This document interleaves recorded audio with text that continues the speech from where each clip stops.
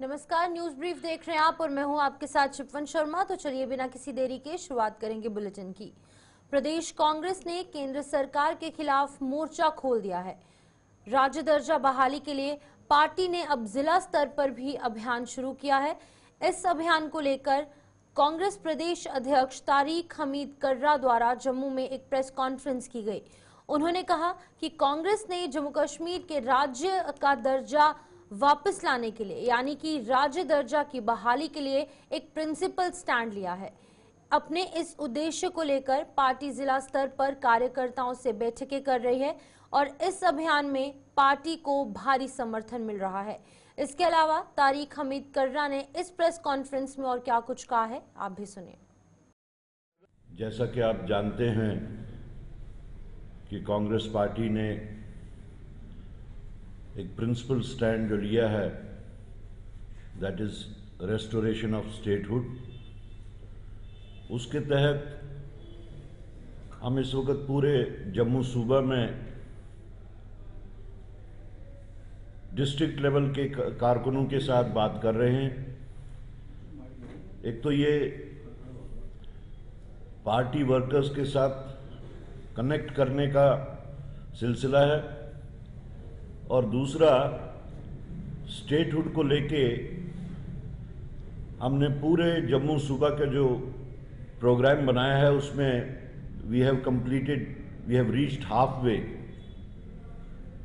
और हमें जो रिस्पांस स्टेटहुड के रेस्टोरेशन के वास्ते मिल रहा है, that's very encouraging. All over the state, all over Jammu and Kashmir लोग इस चीज़ को लेके बहुत ही चिंतित हैं। They are worried about it कि हमारा स्टेटहुड रेस्टोर नहीं हो रहा है। इसके साथ साथ हमें जो फर्दर इनपुट्स मिल रहे हैं with regard to the issues, जो लोगों के रोज़मर्रा की जो परेशानियां हैं, मुश्किलात हैं, उसके ऊपर हम बात करना चाहेंगे।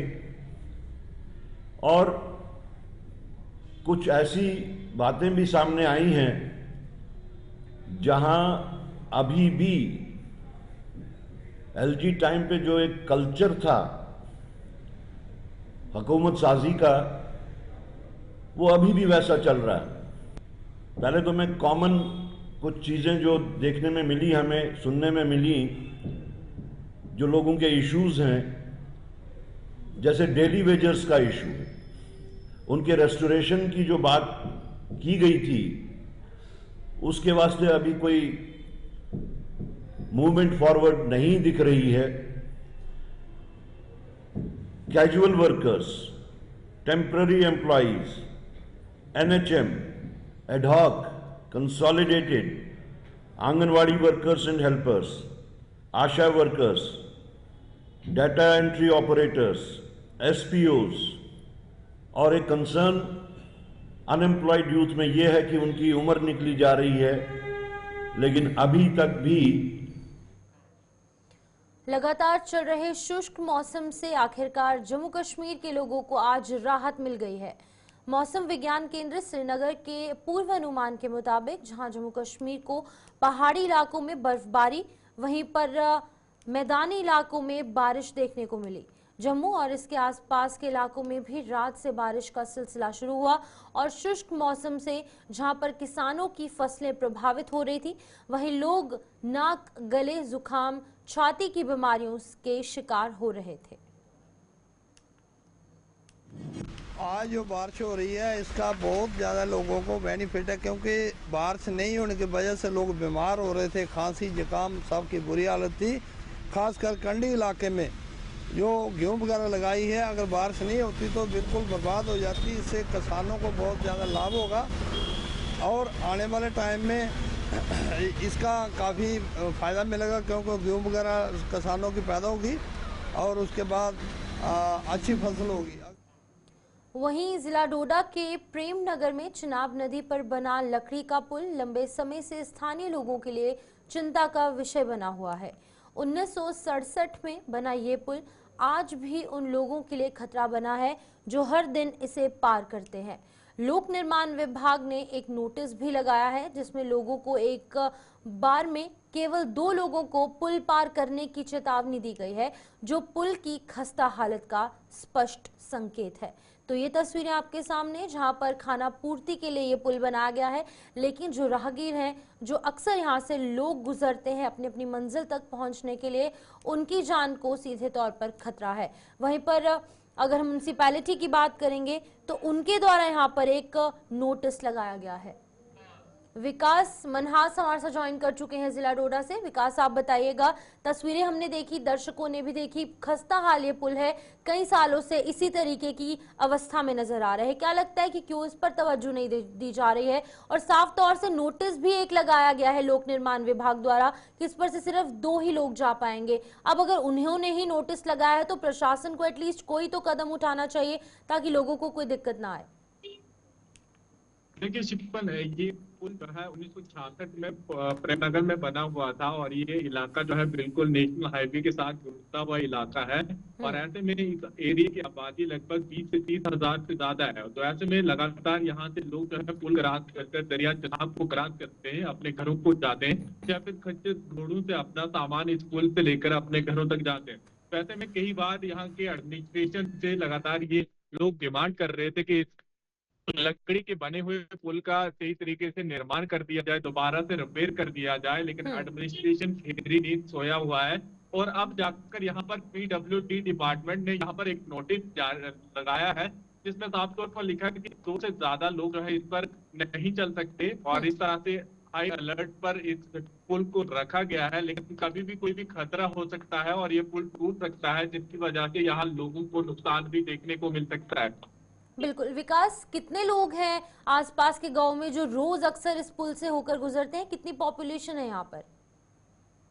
देखिए ये छोटा सा एक गांव नहीं है, बिल्कुल प्रेमनगर से एक बहुत बड़ा कस्बा क्रॉस करने के बाद काफी सारे गांव हैं और 33 मोहल्ला के पूरे लोग हैं। तो ये इस हिस्से में तमाम लोग जो है अपने घरों की तरफ आते हैं या कई लोग आस पास आते हैं या स्कूल के बच्चों को अब जो है स्कूल को क्रॉस कर स्कूल तक जाना है, क्योंकि आते में हाईवे की तरफ आना है या फिर हाईवे से वापस अपने घरों की तरफ जाना है। तो ऐसे में बच्चों का जो झुंड होता है काफी बड़ा झुंड होता है, तमाम बच्चे जो है यहीं से निकलेंगे। तो ये लकड़ी जगह जगह से जहाँ पर टूट रही है, दूसरी तरफ एडमिनिस्ट्रेशन खामोशी से ये तमाशा देख रहा है और बड़े किसी नुकसान का इंतजार कर रहा है। तो अगर ऐसे में कोई चीज हो जाएगी तो कहीं ना कहीं ये तमाम सवाल यहाँ के एडमिनिस्ट्रेशन पर खड़े होंगे कि आखिर ये सब चीजें होने के बाद भी आप रिपेयर ना करने के बावजूद यहाँ पर एक नोटिस चिपका रहे हैं जिसमें लोगों को समझा रहे हैं कि 2 से ज्यादा लोग इस पुल पर न चले। विकास, अब क्योंकि 50 से ज्यादा साल हो चुके हैं इस पुल को बनाए हुए, क्योंकि 1967 में ये पुल बनाया गया था। अब हर चीज की कोई ना कोई एक्सपायरी डेट होती है। अब इस पुल की एक्सपायरी डेट का अंदाजा हम यहाँ से लगा सकते हैं कि प्रशासन ने ही यहाँ पर एक नोटिस चिपका रखा है कि केवल 2 लोग इस पर से जाएंगे। तो गुणवत्ता का आइडिया और कितना ठोस ये पुल है, कितना मजबूत है, इसका अंदाजा हम लगा सकते हैं। तो क्या लगता है, अब नई सरकार आई है, लोगों को काफी उम्मीद है जाहिर तौर पर इस नई सरकार से है, तो कब तक कदम उठाए जाएंगे इस पुल को लेकर? देखिए यहाँ तक के लोगों को या तो वोट के बैंक के नाम पर आज तक जो है इस्तेमाल किया गया है। अगर देखिए इतनी बड़ी आबादी अगर किसी चीज की ये डिमांड कर रही है जिसके सहारे ये लोग जो है अपना पूरा इकोनॉमिक सिस्टम हो या फिर स्कूल का हो या हेल्थ रिलेटेड कोई भी तमाम जो है इसको क्रॉस करने के बाद तोड़ा जाना पड़ता है। तो ऐसे में बड़ी लापरवाही है यहाँ के एडमिनिस्ट्रेशन की और कहीं ना कहीं इस पर सरकार को देखना चाहिए, जो यहाँ के विधायक हैं उनको देखना चाहिए और इन लोगों की बात रखनी चाहिए ताकि यहाँ पर जल्दी से इस पुल को रिपेयर कर दिया जाए, ताकि आने वाले समय में कोई इस तरह की कोई घटना ना हो जिसकी वजह से यहाँ की एडमिनिस्ट्रेशन के ऊपर ये तमाम सवाल खड़े हों। क्योंकि देखिए हमारा काम है हाईलाइट करना, यहाँ की लोगों की प्रॉब्लम बताना कि इस तरह की ये चीजें हो रही है, तो कम से कम इस पर ध्यान देना यहाँ के एडमिनिस्ट्रेशन का काम है और एडमिनिस्ट्रेशन के निगरानी में है। इसलिए यहाँ पर इस तरह का साइन बोर्ड लगा गया है ताकि वहां पर लोग जो है सुरक्षित होकर निकले। वैसे में ये तमाम चीजें वहां के लोग को देख रहे हैं और वहां के लोग कह भी रहे हैं या तो इस पुल को उखाड़ दीजिए ताकि हमें इस चीज का पता चल पाए कि ये पुल जो है टूटने वाला है, ताकि हमारा किसी का नुकसान ना हो। ठीक है विकास, बहुत बहुत शुक्रिया तमाम जानकारी देने के लिए। विकास मनहास डोडा से अपडेट करे थे। इसी बीच में बड़ी खबर सामने आ रही है मौसम के हवाले से, जहां पर पर्यटक स्थल नत्था टॉप में बर्फबारी जो है वो देखने को मिल रही है। सिर्फ कश्मीर घाटी में ही नहीं, जम्मू के कुछ ऊपरी इलाकों में भी लगातार बर्फबारी का सिलसिला शुरू हो चुका है और इससे तापमान में भारी गिरावट आई है। और ये पर्यटन स्थल पत्नी टॉप, नत्था टॉप, जो कि उधमपुर डिस्ट्रिक्ट में फॉल करता है, यहाँ पर ये सबसे ज्यादा पसंदीदा पर्यटन स्थल जो है वो यहाँ पर जम्मू के लोगों का है, क्योंकि कश्मीर से पहले नत्था टॉप और पत्नी टॉप जाना जम्मू के लोग पसंद करते हैं। और अब क्योंकि लोगों में भी काफी खुशी का माहौल होगा और सीजन की आखिरी बर्फबारी हो सकती है, तो लगातार हम आपको अपने चैनल के माध्यम से अपडेट कर रहे हैं। जहां पर जम्मू की बात की जाए तो यहाँ के मैदानी इलाकों में बारिश हो रही है और कश्मीर डिवीजन के अपर रीचेस में, हायर जो रीचेस हैं यानी कि पहाड़ी क्षेत्रों में लगातार बर्फबारी। और अब ये तस्वीरें नत्था टॉप से सामने आ रही हैं और जम्मू के कुछ ऊपरी इलाकों से सामने आ रही है, जहां पर कि लगातार बर्फबारी जो है वो देखी गई है। और बर्फबारी से पर्यटक जो हैं वो खुशी से गुलजार हो चुके हैं, फूले नहीं समा रहे हैं, क्योंकि जब इस तरीके से जब वो पहले से ही एक पर्यटन स्थल पर है और वहां पर बर्फबारी शुरू हो जाए तो सोने पर सुहागा जाहिर तौर पर देखने को मिलता है। और बर्फबारी के चलते पर्यटक काफी खुश हैं और जाहिर तौर पर जो वहाँ के लोग हैं वो भी खुश हैं, क्योंकि जब पर्यटन वहाँ पर बढ़ेगा, पर्यटक ज्यादा से ज्यादा आएंगे तो उनकी अर्थव्यवस्था में भी सीधे तौर पर जो इजाफा है वो देखने को मिलेगा। लेकिन ये तस्वीरें आपको दिखा रहे हैं उधमपुर डिस्ट्रिक्ट के पत्नी टॉप और नत्था टॉप इलाके से, लेकिन ये तस्वीरें काफी ज्यादा खुश कर देने वाली हैं, क्योंकि ज्यादातर लोग कश्मीर घाटी की ओर रुख करते हैं, लेकिन जम्मू से साथ सटा हुआ इलाका लगभग 100-110 किलोमीटर की दूरी है जम्मू के मेन सिटी से। यहाँ पर लोग सबसे पहली प्रेफरेंस देकर यहाँ पर पहुंचते हैं और अब जब पर्यटन जो टूरिस्ट हैं वो वहां पर पहुंच रहे हैं, काफी ज्यादा खुशी का माहौल इन तमाम टूरिस्ट में। और उसी के साथ साथ जो वहां के लोग हैं वो भी काफी खुश हैं, क्योंकि उनकी आय में भी बढ़ोतरी जाहिर तौर पर होगी। जब ज्यादा से ज्यादा टूरिस्ट वहां पहुंचेंगे, मौसम विभाग की मानेंगे तो 1-2 दिन तक और बारिश और बर्फबारी का अनुमान है, लेकिन एक बार फिर से ड्राई स्पेल कुछ दिनों बाद देखने को मिलेगा।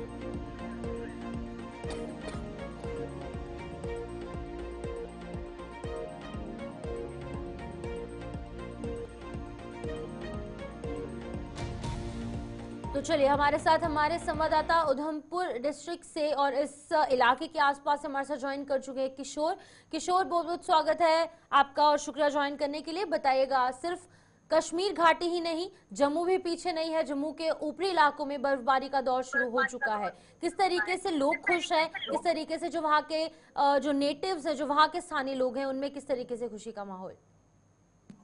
बिल्कुल, देखिए जिस तरह से बीती रात को मौसम ने करवट बदली है और करवट बदलते ही जो है वो बारिश उधमपुर जिला के अंदर हो रही है, लेकिन ये जो पर्यटक थे वो इंतजार कर रहे थे कि पत्नी टॉप और सनासर के बीच कब जो है वो बर्फबारी हो। लेकिन वहां की कुछ तस्वीरें आई हैं, उस इलाके के अंदर जो है वो बर्फबारी हो रही है। पहले जो नत्था टॉप और सनासर के बीच जो थी वो बर्फबारी हो रही थी, लेकिन अब पत्नी टॉप से भी जो बर्फबारी की तस्वीरें सामने आई हैं और हमने सुबह सुबह ये देखा जैसे ही बारिश मौसम ने करवट बदली तो काफी जो पर्यटक था, काफी जो बाहरी राज्यों से जो पत्नी टॉप की तरफ जाना चाहता था, तो हमने देखा कि जखैनी चौक से काफी भारी संख्या से जम्मू से या कहीं बाहरी राज्यों से जो लोग हैं वो पत्नी टॉप की तरफ रुख कर रहे हैं। लेकिन जो वहां के कारोबारी थे उनमें काफी जो कुछ दिन पहले आपने देखा था कि बर्फबारी जो थी वो नहीं हुई थी, बारिश नहीं हुई थी, लेकिन अभी जो ये बर्फबारी हुई है इससे जो वहां के व्यापारी हैं उनमें भी जो है वो काफी खुशी देखने को मिली है। उनकी तरफ से ये कहा जा रहा है कि काफी लंबे समय के बाद जो है वो पत्नी टॉप और सनासर के बीच जो है वो बर्फबारी जो है वो शुरू हो गई है। जी किशोर, इसी बीच में ये भी देखने को मिल सकता है कि इस सीजन की ये आखिरी बर्फबारी हो सकती है, तो क्या कुछ आप कहना चाहेंगे? हमारे दर्शक हमें देख रहे हैं, आपको सुन रहे हैं, आप क्या कुछ कहना चाहेंगे कि ज्यादा से ज्यादा पत्नी टॉप आए, नत्था टॉप आए? क्योंकि कश्मीर घाटी से काफी ज्यादा पास हमें ये उधमपुर डिस्ट्रिक्ट का इलाका पड़ता है, मात्र 100 से 110 किलोमीटर की दूरी है जम्मू सिटी से अगर बात करेंगे। बिल्कुल, देखिए हमने सुबह सुबह जखैनी चौक पे ऐसे जो पर्यटक पत्नी टॉप की तरफ जा रहे थे तो उनमें चेहरों में काफी खुशी देखने को मिल रही थी। उनकी तरफ से ये कहा गया था कि लंबे समय के बाद जो है वो पत्नीटॉप के बीच जो है वो बर्फबारी शुरू हुई है, क्योंकि जिस तरह से हमने देखा कि अगर खुद की बात करें या पत्नीटॉप की मैं बात करूं तो काफी ऐसा जो पर्यटक थे वो कश्मीर की तरफ जा रहे थे, लेकिन अब इससे लगता है कि जो जितना भी बाहरी राज्यों से पर्यटक आएगा वो जो है वो पत्नीटॉप की तरफ जरूर जाएगा। और हमने सुबह से देखा है कि जैसे लोगों से यही भी अपील भी रहेगी कि हमने देखा कि हाईवे पर आए दिन जो है वो सड़क हादसे जो है वो सामने आ रहे हैं। लोगों से ये अपील है कि जो अपनी गाड़ियां हैं उनकी जो थोड़ी जो रफ्तार है उसे कम करें। लेकिन अभी हाईवे की मैं बात करूं तो हाईवे को जो है थ्रू किया गया है। कोई भी जो घाटी की तरफ जाना चाहता है, काफी टूरिस्ट हमने अभी भी देखे हैं जो कश्मीर की तरफ जा रहे हैं। लेकिन जैसे ही पत्नीटॉप के अंदर काफी ज्यादा बर्फबारी होती है तो जितना भी पर्यटक है वो जो है वो पत्नीटॉप की तरफ जो है वो आज के दिन जा सकता है। जी ठीक है किशोर, बहुत बहुत शुक्रिया तमाम जानकारी देने के लिए। किशोर शर्मा यहाँ पर उधमपुर डिस्ट्रिक्ट से अपडेट कर रहे थे। नत्था टॉप और पत्नी टॉप में भी कश्मीर घाटी की तरह तेज बर्फबारी देखने को मिल रही है और ये इसी तरीके का मौसम 1-2 दिन तक और रह सकता है, लेकिन उसके बाद एक बार फिर से शुष्क मौसम देखने को मिलेगा और ये आखिरी बर्फबारी हो सकती है। तो काफी ज्यादा खुशी टूरिस्ट में और साथ ही साथ स्थानीय लोगों में देखने को मिल रही है। इसी बीच आगे बढ़ेंगे। जम्मू में भारतीय जनता पार्टी कश्मीर विस्थापित जिला द्वारा केंद्रीय बजट 2025 और 26 पर प्रबुद्धजन सम्मेलन का आयोजन किया गया, जिसमें कि पूर्व राज्य मंत्री प्रिया सेठी सहित कई भारतीय जनता पार्टी के नेताओं ने सहभागिता कर बजट के विभिन्न पहलुओं पर चर्चा की और प्रबुद्धजन को समक्ष सरकार की दूरदर्शी नीतियों को प्रस्तुत किया है। इस अवसर पर पूर्व राज्य मंत्री प्रिया सेठी ने कहा कि बजट 2025 न केवल आर्थिक सशक्तिकरण का दस्तावेज है, बल्कि ये आदरणीय प्रधानमंत्री नरेंद्र मोदी जी के विकसित भारत के संकल्प को साकार करने का एक ठोस आधार भी है। उन्होंने आगे कहा कि कांग्रेस के कार्यकाल में 12 लाख की आय वाले व्यक्ति को 2 लाख का टैक्स देना पड़ता था, लेकिन भारतीय जनता पार्टी की इस सरकार में इनके कार्यकाल में अब 12 लाख की आय वाले को कोई भी टैक्स नहीं देना होगा। इस दौरान उन्होंने और क्या कुछ कहा है, आप भी सुनिए। और खासकर ये ऐसा बजट रहा है जो समावेशी है, जो महिलाओं की बात करता है, जो किसानों को जो है और उत्थान करने की कोशिश करता है और ख़ासकर हिंदुस्तान में जो हमारा कृषि क्षेत्र है उसको कैसे वो फूड बास्केट जो है उसको जो है वो बने, इस तरह का एक समावेशी जो बजट लाया गया है। बहुत बड़ी राहत जो है वो दी गई है हमारे जो मिडिल वर्ग का जो है, जो टैक्स पेयर है उसके लिए। अगर आपने कांग्रेस का ज़माना देखा होगा तो अगर वो 12 लाख कमाता था तो वो 2 लाख टैक्स देता था 2014 से पहले, लेकिन माननीय प्रधानमंत्री जी के नेतृत्व के अंदर इस बार का बजट का अगर जो व्यक्ति 12 लाख कमाता है साल का, उसको कोई भी टैक्स देने की ज़रूरत नहीं है। ये बहुत बड़ी राहत जो है मिडिल क्लास जो है, जो ऑनेस्ट टैक्स पेयर है उसके लिए है और कहीं ना कहीं ही इज़ फ्री टू इन्वेस्ट, कहीं भी वो इन्वेस्ट करने की ताकत रखता है। उसके पॉकेट में 2 लाख जो है वो पड़ा रहेगा। खासकर ये जो बजट है ये एक समावेशी बजट है, इसमें युवाओं के लिए बहुत है, इसमें हमारा जो बहुत बैकबोन होता है, जो हमारा शिक्षा का क्षेत्र है, उसके लिए बहुत एक बहुत बड़ा बजट जो दिया गया है। रेखा गुप्ता द्वारा आज दिल्ली की चौथी महिला मुख्यमंत्री के तौर पर उन्होंने शपथ ली। रेखा गुप्ता द्वारा मुख्यमंत्री पद की शपथ लेने के बाद भारतीय जनता पार्टी की जम्मू कश्मीर इकाई में भी खुशी की लहर है। विशेषकर भारतीय जनता पार्टी प्रदेश महिला इकाई रेखा गुप्ता के मुख्यमंत्री बनने से गदगद है। इकाई द्वारा इस संबंध में जम्मू में आज एक प्रेस कॉन्फ्रेंस की गई और रेखा गुप्ता को बधाई दी गई। प्रेस कॉन्फ्रेंस को संबोधित करते हुए पूर्व डिप्टी मेयर पूर्णिमा शर्मा ने भारतीय जनता पार्टी के शीर्ष नेतृत्व का आभार जताते हुए कहा है कि भाजपा एकमात्र संगठन है जो महिलाओं के सशक्तिकरण के लिए प्रतिबद्ध है। हमारे लिए बहुत ही हर्ष का विषय है कि 27 सालों के बाद दिल्ली प्रदेश में भारतीय जनता पार्टी का परचम आज लहरा रहा है। हमारी से ही निकली एक बहन रेखा गुप्ता, जिसमें अपना विश्वास जताते हुए हमारे केंद्रीय नेतृत्व ने और वहां के विधायक दल ने सर्व सहमति के साथ दिल्ली को एक विकसित दिल्ली बनाने का जो अवसर और उस प्रदेश का जो नेतृत्व करने का जो अवसर एक महिला को प्रदान किया है। भारतीय जनता पार्टी एक ऐसा संगठन है जो हमेशा महिलाओं के सशक्तिकरण के लिए प्रतिबद्ध है। जम्मू के मेडिकल कॉलेज में इंडक्शन समारोह का आयोजन किया गया। आपको बता दें कि इस इंडक्शन समारोह में बीएससी पैरामेडिकल स्टाफ का नया बैच को इंडक्शन दी गई। इस अवसर पर जीएमसी के principal doctor Ashutosh Gupta, biochemistry की एचओडी डॉक्टर रचना सबरवाल सहित फैकल्टी का अन्य स्टाफ और बीएससी पैरामेडिकल स्टाफ भी मौजूद था। हाँ जी, ये आज बीएससी पैरामेडिकल कोर्स हमारे जीएमसी में स्टार्ट हुआ था 2020 में। तो फर्स्ट बैच तभी आया था। ये कोर्स यूनिवर्सिटी के साथ एफिलिएटेड है। तो पहले डिप्लोमास होते थे, बट ये न्यू इनिशिएटिव था गवर्नमेंट की तरफ से, जो कि बीएससी ग्रेजुएशन कोर्स स्टार्ट हुआ यहाँ पे पैरामेडिकल का। तो अब तक हमारे पास 4 बैचेस आ चुके हैं। तो ये इंडक्शन सेरेमनी थी। जो बैच नया हमारे पास ये दिसंबर 2024 में आया है, उनकी वेलकम सेरेमनी की है सारे सीनियर बच्चों ने भी, और all HODs and faculty members under the chairmanship of principal sir.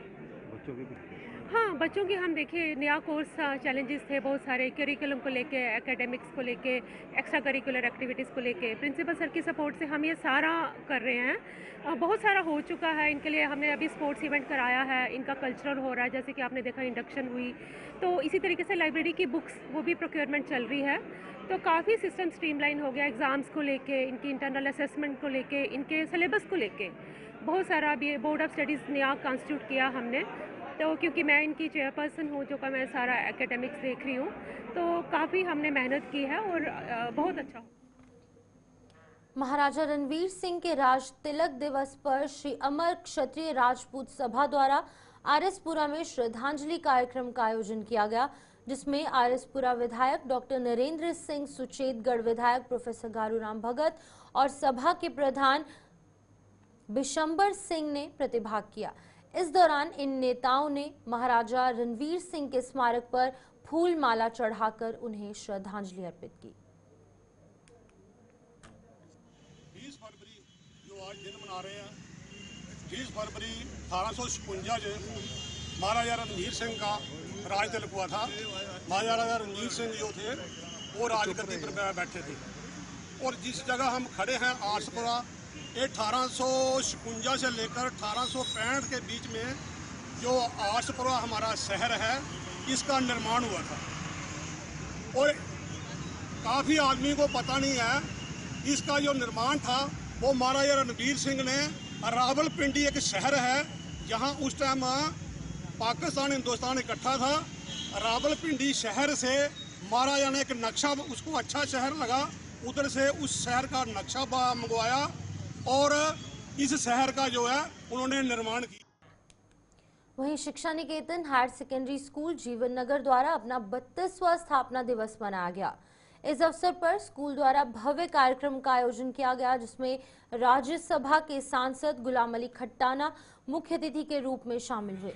कार्यक्रम के दौरान स्कूली बच्चों ने सांस्कृतिक कार्यक्रम पेश कर सभी को मंत्रमुग्ध किया और इस अवसर पर सांसद गुलाम अली खट्टाना स्कूल की उपलब्धियों को लेकर प्रबंध की जमकर इस दौरान उन्होंने तारीफ की है। जो आपने उनको संस्कृति से जोड़ा, तहजीब से जोड़ा,